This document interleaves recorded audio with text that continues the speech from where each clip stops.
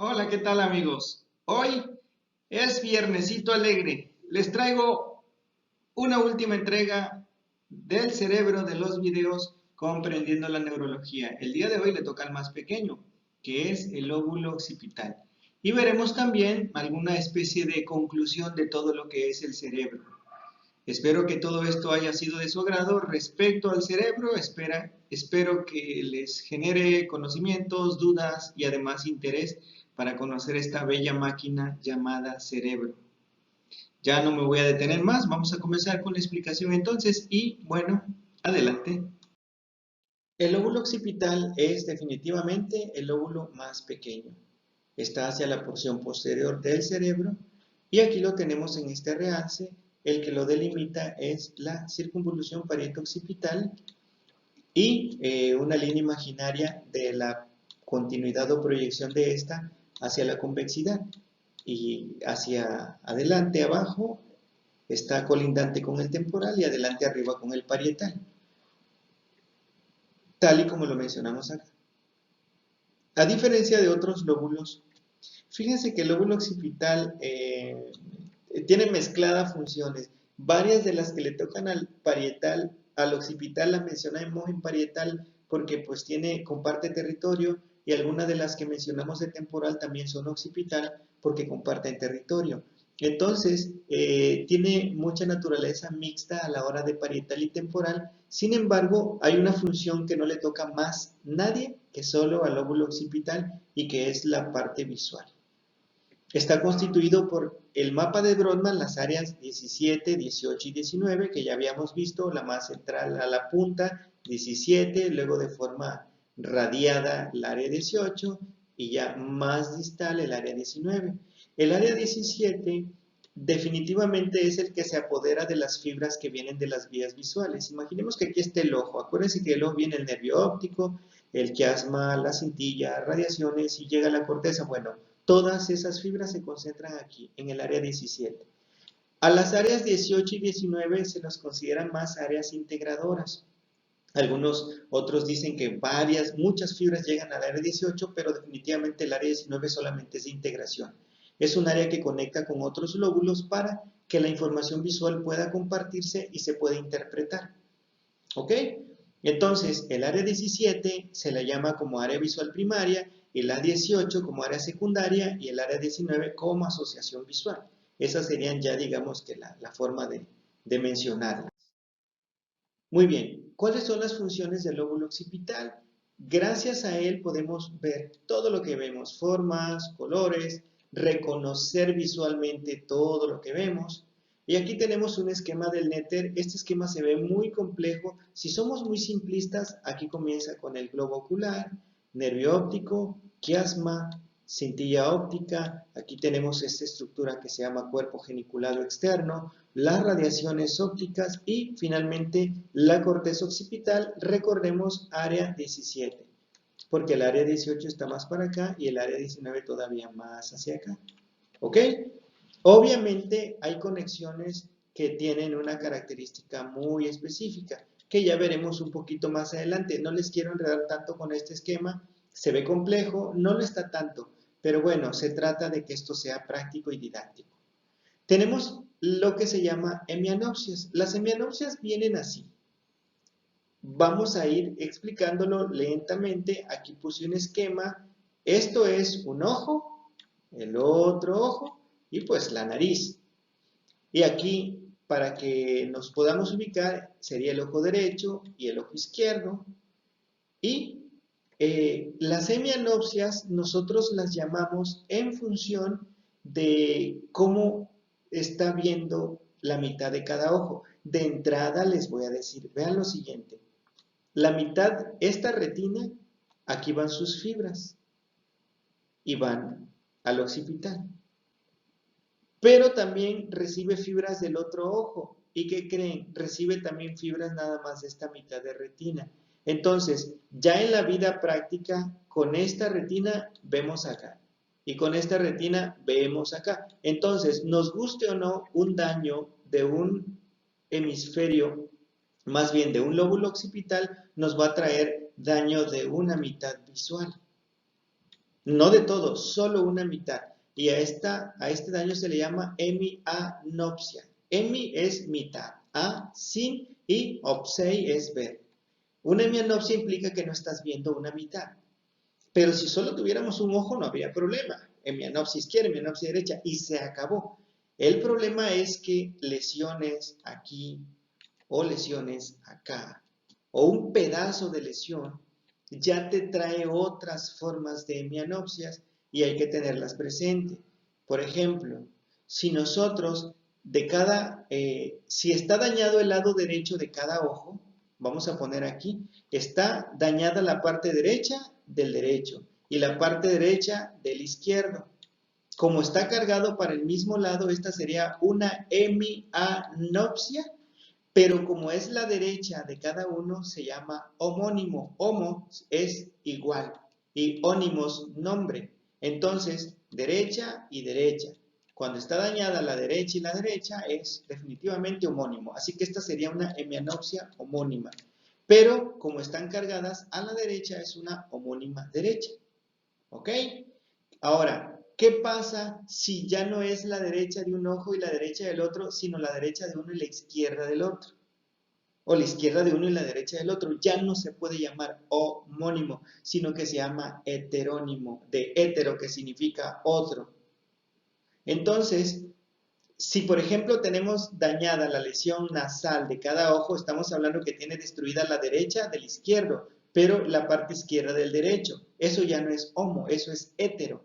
Así que esta sería una hemianopsia, sí, porque no ve la mitad de cada ojo, pero es heterónima. Y ya siendo heterónima solamente puede ser de los lados, que es la parte temporal, o la del centro o de adentro medial, que es la parte nasal. Así que esta sería una hemianopsia heterónima binasal. Lo contrario, o acá, sería bitemporal. Entonces, honestamente, ver una hemianopsia homónima binasal, esto es ciencia ficción, pero bueno, estamos dando una explicación para fines didácticos. Si el paciente, por ejemplo, tiene muerta la visión de cada temporal, se llama hemianopsia heterónima bitemporal. Ahora ya con esto espero que haya quedado claro lo que es una hemianopsia, que solamente hay homónima, derecha o izquierda, y heterónima, que puede ser binasal o bitemporal, y va en relación a cómo están combinadas las mitades que están ciegas. ¿Ok? Continuando, ¿cuáles serían las lesiones del lóbulo occipital? El lóbulo occipital tiene, generalmente casi todas son visuales. Por ejemplo, podemos tener una lesión completa de un lado, que es una hemianopsia homónima, siempre será contralateral. Muy simple. Si nosotros tenemos destruido este occipital, siempre estará ciega la parte. Si tenemos destruido el occipital derecho, habrá una hemianopsia homónima izquierda. Si tenemos destruida el área izquierda del occipital izquierdo, siempre será una hemianopsia homónima derecha, siempre. Por eso me refiero a una lesión unilateral siempre de hemianopsia homónima contralateral. ¿Ok? Aquí tenemos, por ejemplo, vean en este esquema, cómo está coloreado para fines didácticos en un color morado y en un color rojizo.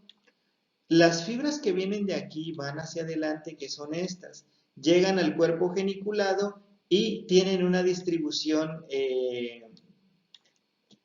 tópica, no sé, visual, tópica, digamos así. Entonces, una lesión en la parte de arriba del cuerpo geniculado va a comprometer más las fibras que están más hacia el vértice. Lesiones más abajo del cuerpo geniculado serán fibras más cercanas al área 17. Pero bueno, eso ya es mucha ciencia, es nada más así como para no dejarlo a media la explicación. Pero lo que quiero que sí quede claro es que las fibras de este lado van a comprometer a la visión de este lado. Y otro pequeño detalle, vean, las moradas que están arriba ven en el campo visual de abajo. ¿Ok? Porque las fibras siempre van, la fibra de arriba, arriba, sigue arriba, sigue arriba, sigue arriba, sigue arriba, pero acuérdense que el ojo es una lente biconvexa y la lente biconvexa siempre traslada la imagen de forma invertida. Entonces, la retina temporal en realidad ve al campo nasal. La retina nasal ve al campo temporal. Y a su vez, la retina de arriba ve hacia abajo y la retina de abajo ve hacia arriba. Entonces, tiene sentido. Esta parte de la retina de arriba ve hacia abajo y la parte de la retina, porque estas fibras van siempre hasta que llegan a la retina, a la parte de arriba, verían, en este caso, las de abajo ven al campo visual de arriba y las de arriba al campo visual de abajo. Entonces, si nosotros tuviésemos un daño occipital pequeño aquí, tendríamos solamente comprometida esta visión. Este cuadrante estaría comprometido y eso es lo que se le llama cuadrantanopsia. ¿Ok? Pero bueno, lo veremos más adelante. Entonces, aquí estamos poniendo otra vez un ejemplo igual homónimo. Al tener comprometido este lado, tenemos dañado esta visión. Exactamente lo mismo. La parte de arriba ve al cuadrante de abajo y la parte de abajo al cuadrante de arriba. Esto no tiene pierde, esto siempre es la forma en la que están las conexiones. Ahora bien, una lesión pequeña, como ya les había dicho, produce una cuadrantanopsia, que ya se los había explicado. Aquí, por ejemplo, en la animación solo estamos dañando un pedacito. Este pedacito ve a esta área. Así que al destruirla por un infarto, una hemorragia, un tumor, la persona solamente tendrá una cuadrantanopsia. Y acuérdense que estas conexiones de aquí van para acá, pero también de aquí cruzan y van para acá. Así que no solo se dañaría el cuadrante de un ojo, sino también el cuadrante del otro ojo. Pero eso lo veremos un poquito más adelante. Ok, aquí tenemos otro daño de otro cuadrante y eso es lo que ocurriría. Muy bien.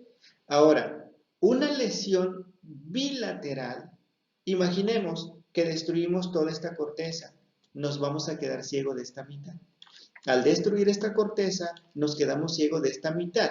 Y una mitad más otra mitad, pues el daño es total. Una persona con infarto occipital bilateral, aunque sus ojos estén buenecitos, nervios ópticos intactos, todo bien, pero al no llegar acá, la persona está ciega. A eso se le llama ceguera cortical. Es posible que un oftalmólogo primerizo, no quiero ser más que descriptivo, bueno, no digamos un oftalmólogo, vamos a centrarnos en una persona que no conoce la vía visual. Le mete el estímulo fótico, la alumbra con una lamparita y entonces la lamparita viene, veremos más adelante aquí, le entrega fibras al mesencéfalo para el reflejo fotomotor y la pupila se cierra. Entonces la pupila sí respondió, pero ¿qué creen? Si las fibras no llegan a la corteza, la persona está ciega, aunque la pupila responda. Entonces, en la ceguera cortical, la persona tiene reflejo fotomotor. Y es posible que para el que no sabe esto, cuando la pupila responde, jura y perjura que el ojo ve. No, no necesariamente, porque si hay un daño cortical, la persona está perfectamente ciega, aunque tenga el reflejo fotomotor intacto de los dos lados. Entonces, aquí tenemos la representación esquemática de una amaurosis bilateral, mejor llamada ceguera cortical. Está ciego, pero porque el daño está en la corteza occipital bilateral. Y, obviamente, puede haber desde lesiones unilaterales de un pedazo hasta lesión de un lado total, que es lo que te daría una cuadrantanopsia o una hemianopsia. Lo que ya habíamos mencionado, un daño. Vean esto, por ejemplo. Aquí estoy dañando toda una mitad. Es decir, tendré destruido toda esta visión. Nada más veré una mitad. El problema es que también destruí esto. Así que destruí también la visión de aquí. Este paciente tiene ciego 3 cuadrantes y solo ve uno. A esto se le llama cuadrantopsia.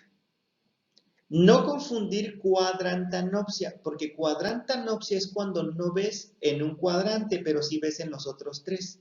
Mientras que cuadrantopsia es que en 3 cuadrantes no ves, solo ves en un cuadrante. Entonces, entre cuadrantopsia y cuadrantanopsia, el daño más grave es el de la cuadrantanopsia, perdón, el de la cuadrantopsia, porque tienes destruidos 3 cuadrantes, y el daño más leve es de la cuadrantanopsia, porque es solamente un pedacito en donde tú no estás viendo. Este sería, en animación, lo que corresponde a una cuadrantopsia. Solamente verías aquí. Lo único que está libre de daño es aquí. En las lesiones, una de ellas, no es que sea la más frecuente, pero sí, así como la más aparatosa o una de las más, es la anosognosia visual. En este caso, la persona, a pesar de que no ve, no sabe que no ve. Se considera que es por una lesión en el área 17 de forma bilateral e incluso del área 18 bilateral. Ya no llega ninguna información de los ojos a la corteza visual, sin embargo el área 19 todavía sigue entregando información al resto de las cortezas. Es como si entregara información falseada. La persona, por eso, si tú le pides que tome un objeto, puede levantar la mano de forma errática porque no puede ver. Estas personas normalmente no se quejan de que no ven y además se viven tropezando, golpeando, cayendo. Los familiares pueden percibir que más bien el problema es de equilibrio, de fuerza o de coordinación, pero obviamente la exploración revela que el paciente no ve. Pero la curiosidad es que el paciente no se da cuenta que no ve y se llama síndrome de Anton. Otra patología son las metamorfopsias, donde la persona puede percibir a las personas u objetos como distorsionados, que tienen formas desiguales o desproporcionadas, o pueden deliberadamente verlas muy pequeñas, menor al tamaño real, o excesivamente grandes del tamaño real. También son alteraciones occipitales.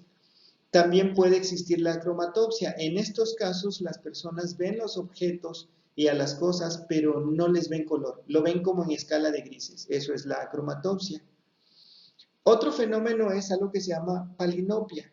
La palinopia es la incapacidad de poder ver un objeto o más bien de reconocer al objeto cuando entra en movimiento.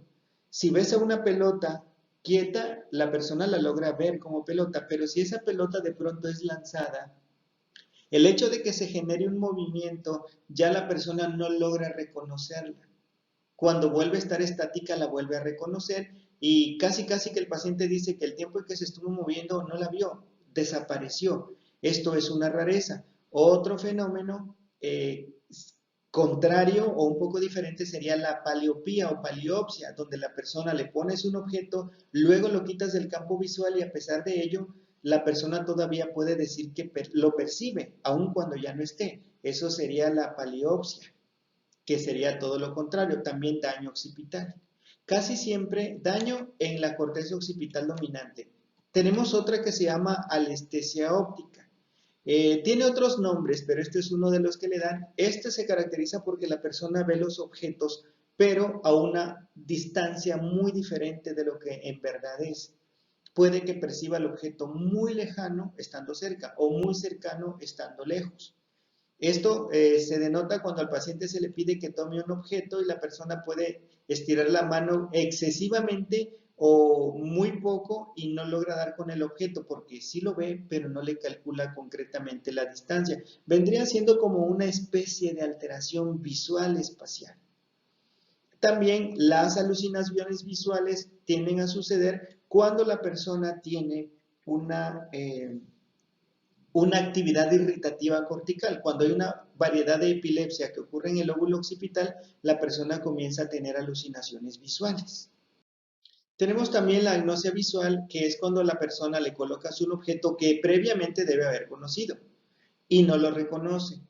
Esto sucede en el área dominante. También la simultánea agnosia es cuando a una persona se le pone un escenario o una escena con diferentes acciones y la persona no es capaz de analizar en todo su conjunto la escena, sino que se centra solo en una sola. Es como si estuviera compartimentada su atención.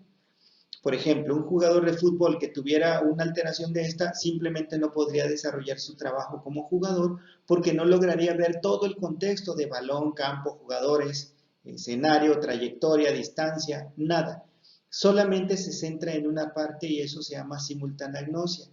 Tenemos otro fenómeno que se llama síndrome de Wallin. El síndrome de Wallin clínicamente o clásicamente se le ha descrito tres elementos o tres componentes. Uno de ellos es el hecho de que la persona no puede mirar a los objetos por seguimiento. ¿Cómo es esto? Digamos que le ponemos enfrente, a ver, aquí le voy a poner un lapicero, el paciente fija la mirada y acto seguido tú le dices, siga al objeto. Entonces, al mover el objeto la persona no lo puede seguir, pero no es por un defecto motor ocular. Si tú no le fijas ningún objeto y tú le dices, mira hacia arriba, voltea a ver hacia arriba y hacia abajo también, hacia izquierda también, derecha también. O sea, la movilidad ocular está intacta. El problema es que cuando hace captura de un objeto ya no le puede dar seguimiento. Esto es uno de los elementos. El segundo elemento es el hecho de que la persona, cuando le presentas un objeto, no es le pides que lo toque o que lo sujete, coloca la mano como si anduviera tanteando a qué distancia está. No logra darse cuenta o percibir la distancia exacta. Entonces, ve, pero hay una mala apreciación de la distancia. Y finalmente, el último elemento del síndrome de Bali es que la persona tiene inatención de objetos, o más bien una inatención periférica.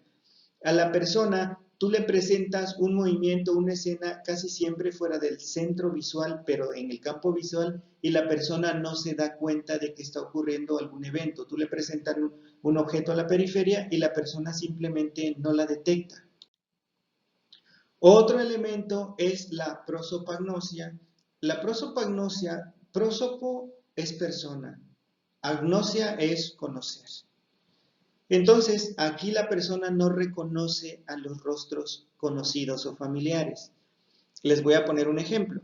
Una vez tuve un paciente, la paciente tenía una destrucción del occipital izquierdo, que era el dominante. Cuando vino un familiar a visitarla, le dije al familiar, no hables, acércate, y le dije, señora, le vinieron a visitar. Y cuando yo le pregunté, señora, ¿quién es? No, pues no lo conozco. Y el chico estaba a 1 metro. ¿Segura que no lo conoce? No, sí lo ve, sí lo veo, pero no lo conozco.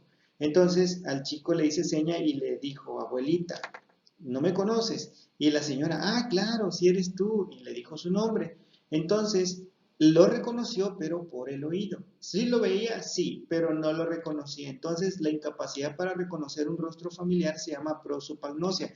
En los libros está incluso escrito de un pintor que viendo una imagen la pintó a la perfección, pero él no sabía que la persona que había pintado era su propio rostro.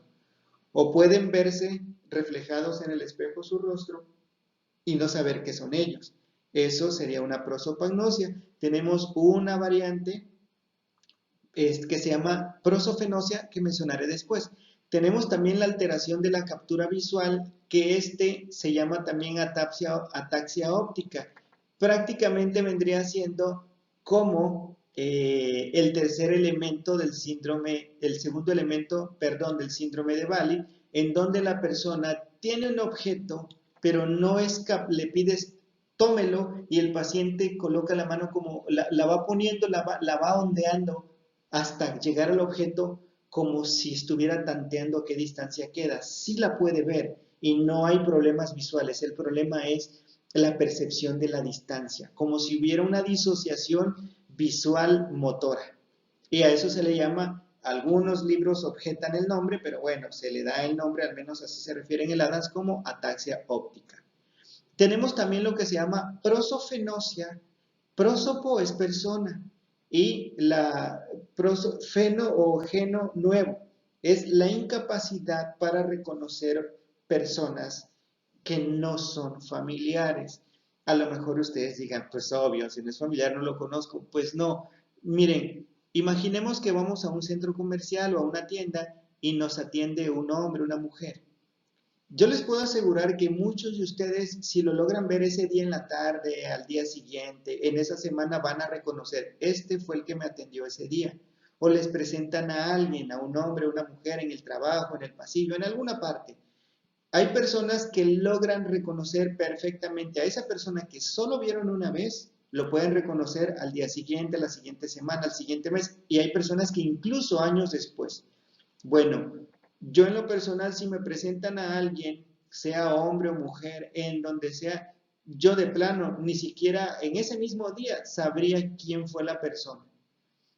Por eso, como le digo a mis alumnos, si un día me asaltan y me piden un retrato hablado, yo ni siquiera voy a saber hacer la descripción. Y aunque me lo pongan de frente, ni siquiera, ¿será que fue él? ¿Será que no? O sea, eso se llama prosofenosia y no es una patología, es una variante normal.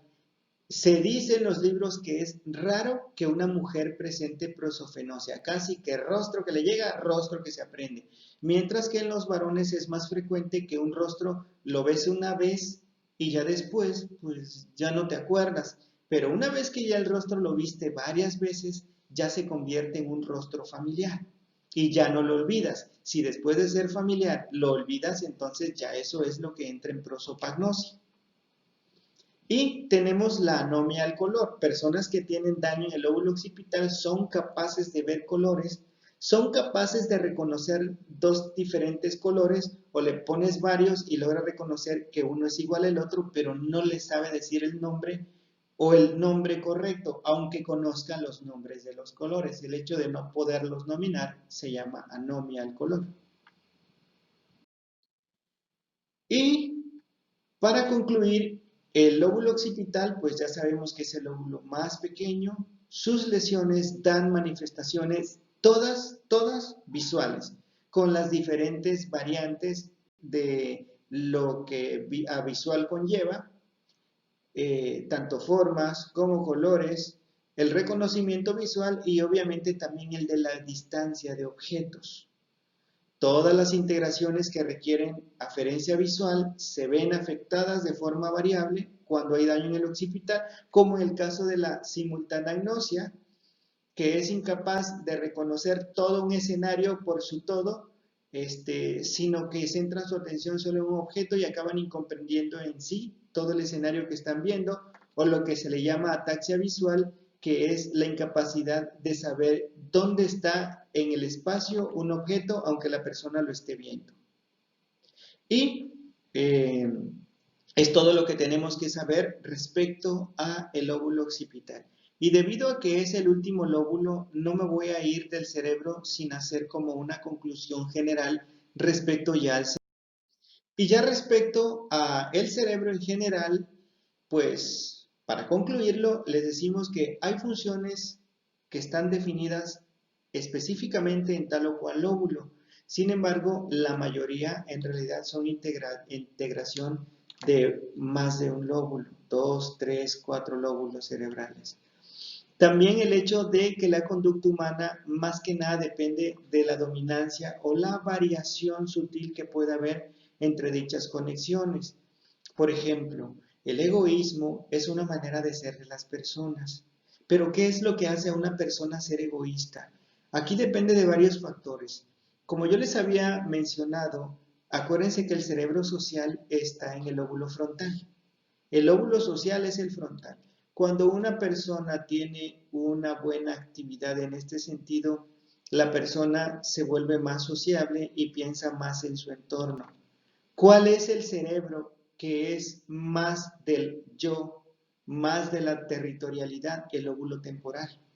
Entonces, el egoísmo habla prácticamente de una conducta francamente temporal con un dominio frontal mínimo. El egoísmo, sin duda alguna, es una cualidad o un defecto de una persona que los hace no estar tan acorde con el entorno en el que viven. Sin embargo, al final de cuentas, tenemos que verlo desde el punto de vista biológico. El egoísmo permite que entre una manada seamos los que comen primero, los que comen más y los que tenemos que arrebatarlo, y eso permite la sobrevivencia. Entonces, cuando a un grupo de animales le pones comida, obviamente, o van por cazar comida, como cuando ves un documental de leones y come siempre el león más grande, es el que come más y es el que come primero, y lesiona a los demás si es necesario. Eso sería una conducta egoísta que está dado en el lóbulo temporal, pero definitivamente es una conducta que va a favor de la autopreservación y a favor de la sobrevivencia. Obviamente en una sociedad compleja, pues ya no podemos conducirnos tanto de esta manera, pero bueno, el lóbulo temporal es el responsable de esto. También tenemos cosas como el altruismo. que podemos ver en algunas personas, esto no tiene nada que ver con el poder económico. Obviamente el altruismo se nota más pues entre más poderoso eres económicamente hablando, porque la cantidad de billete que puedes soltar es mucha, ¿no? Sea por una ganancia secundaria, pero al final de cuentas dar algo, desprenderte de algo, pues conlleva cierto dolor. El altruismo implica que tienes que tener un cierto desprendimiento, además de un concepto social muy elevado, de un comportamiento social muy alto. Y esto le toca al lóbulo frontal. Entonces, una persona altruista definitivamente tiene mucho más dominancia en este sentido de las regiones frontales, pero especialmente frontales anteriores. Cosas como el emprendimiento, cuando uno más que nada dice, voy a poner este negocio, quiero hacer esto, implica más cosas. Recuérdense que la iniciativa y la voluntad está en el cíngulo.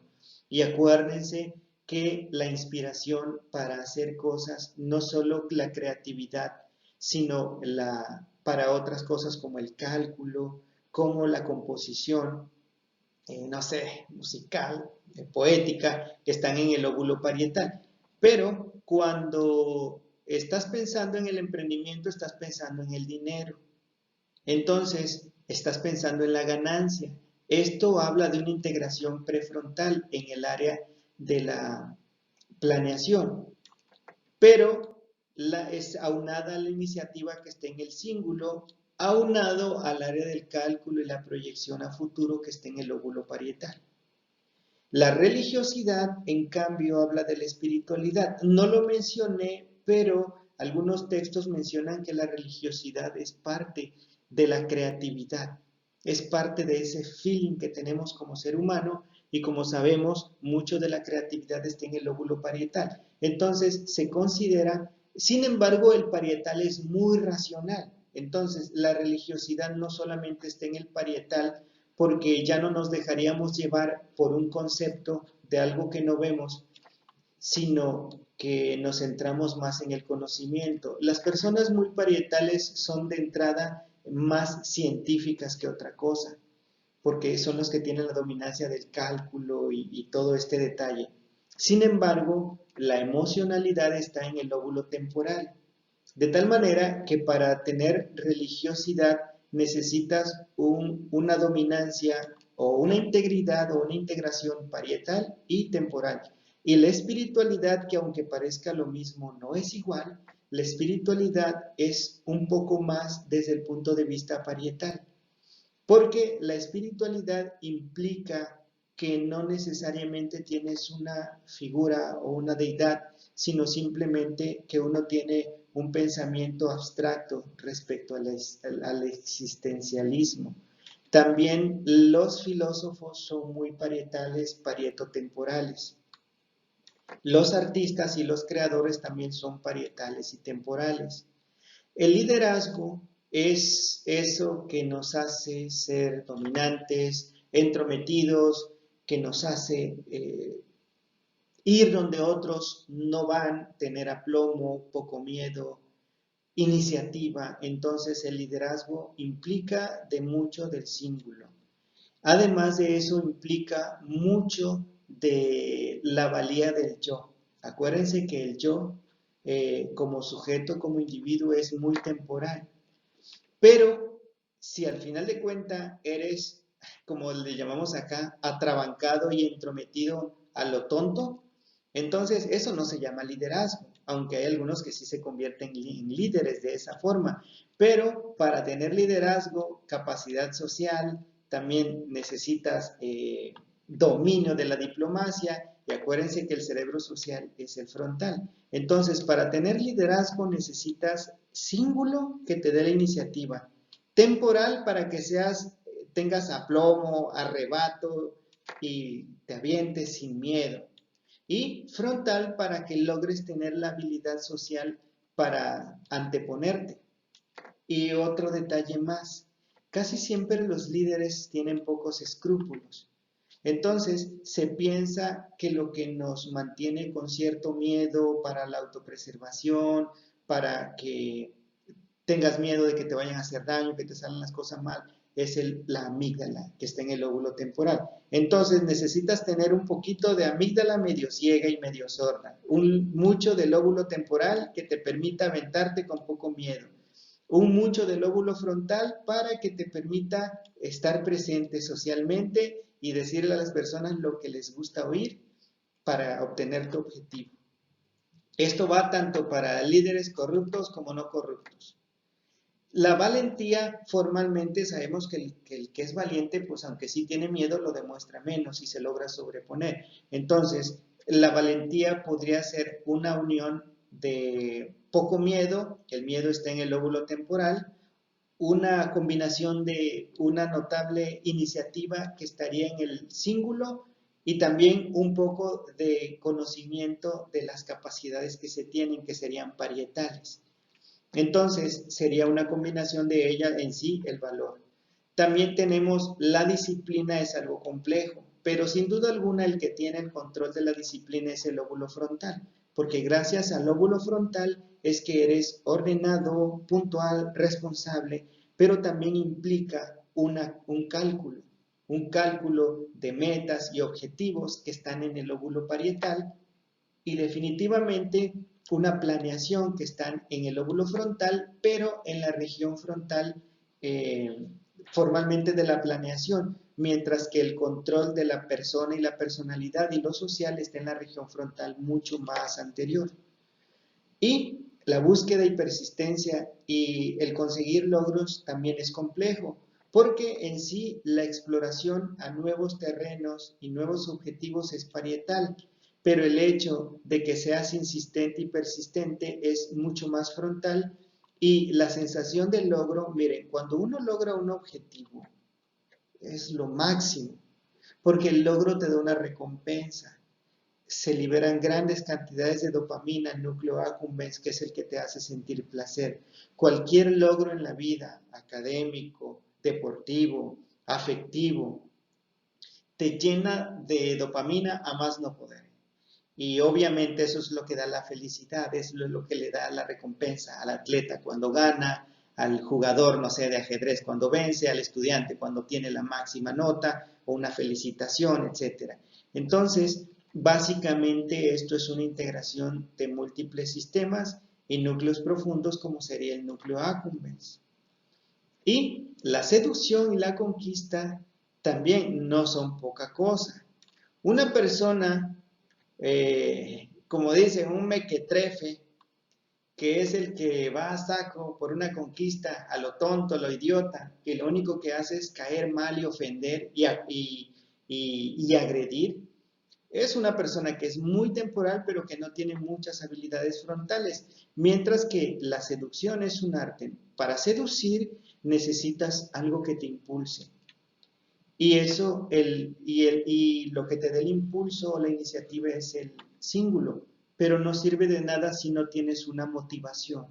Y la motivación te la da el temporal. Recuérdense que el temporal es el que te da eso de la sobrevivencia. Y no solo la sobrevivencia, sino como dice la Biblia, el crecer y multiplicaos. Y ese multiplicaos implica el apareamiento. Y el apareamiento implica conseguir una pareja, seducirla.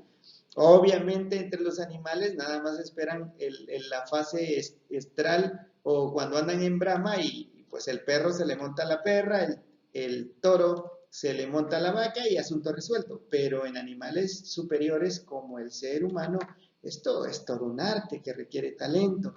Requiere de parietal para inspirarte y decir palabras bonitas, escribir poemas, cantar y escribir una canción. Requiere tener talento, también requiere del lóbulo temporal a morir para que vistas tus mejores galas, te arregles de la mejor manera,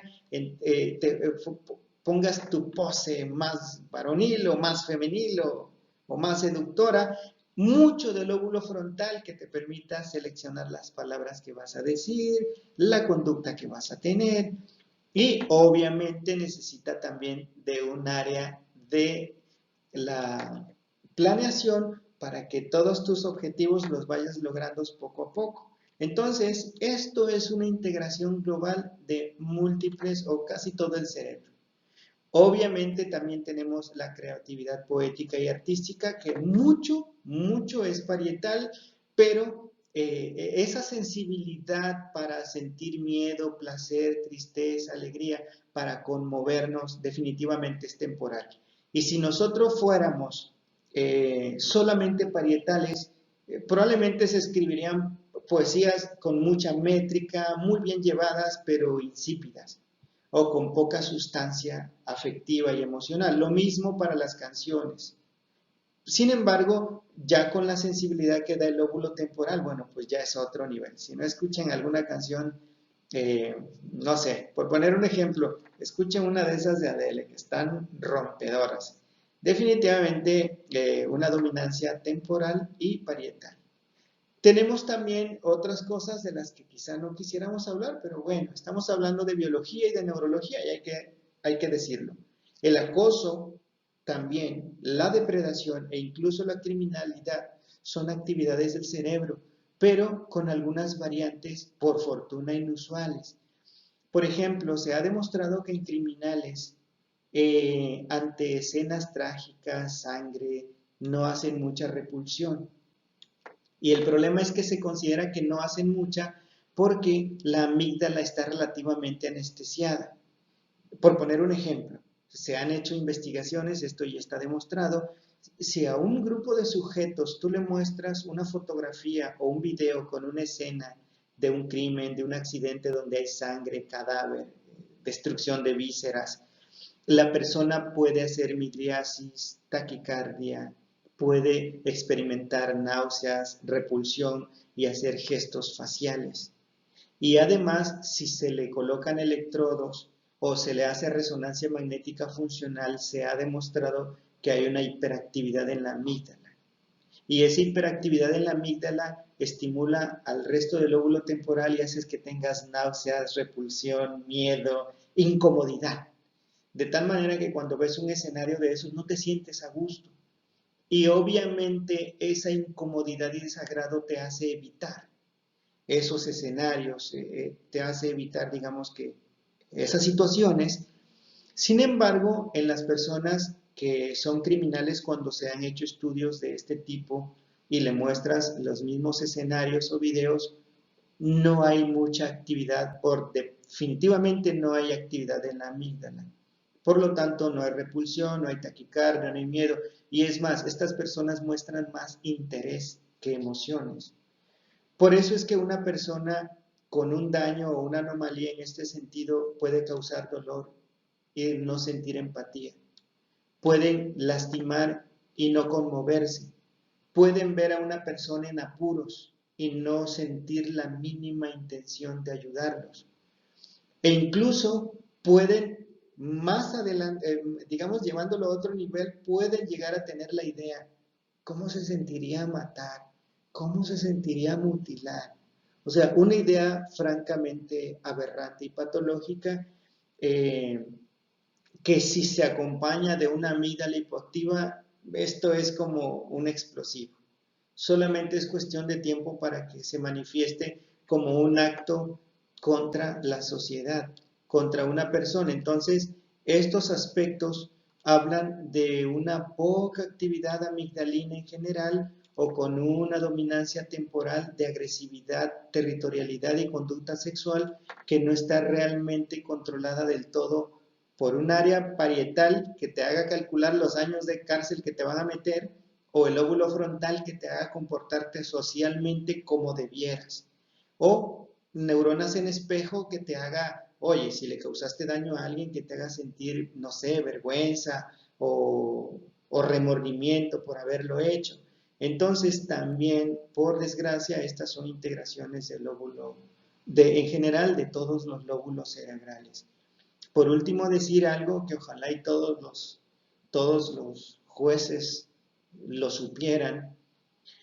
Una persona que tiene una conducta criminal y que tiene cero actividad amigdalina y que ya lo ha hecho en más de una ocasión, es una persona que está condenada a delinquir por siempre. Entonces, asesinos seriales, depredadores sexuales, pedófilos, homicidas, violadores, ellos jamás van a dejar esa conducta. Esto es una realidad. No es algo que yo esté diciendo ahorita, pues así como al calor de que estoy envalentonado porque acabo de hablar del cerebro a lo largo de estos videos. No es así, es algo que ya está demostrado, es algo que ya con resonancia magnética funcional, con el estudios de electroencefalografía y actividad eléctrica local, sobre todo hacia regiones temporales, ya se ha demostrado. Entonces, pues bueno, eso es todo, absolutamente todo lo que tenía que hablar del cerebro. A lo largo de los videos previos, pues ya hablamos de cada uno de los lóbulos.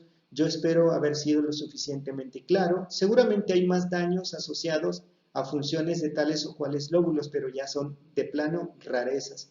Por eso no las mencioné aquí.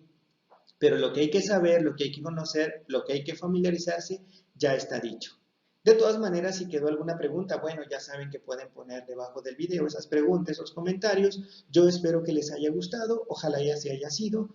A los que sea de su voluntad, como dicen los que te están viendo, que te estás estacionando bien. Si es de tu voluntad, ponme un me gusta. Si es más de tu voluntad, bueno, suscríbete a mi canal, comparte este video si crees que puede ser útil. Y pues bueno, gracias por haberlo visto hasta el final. Y que tengan un excelente día, tarde, mañana, madrugada y hasta la próxima. Chao.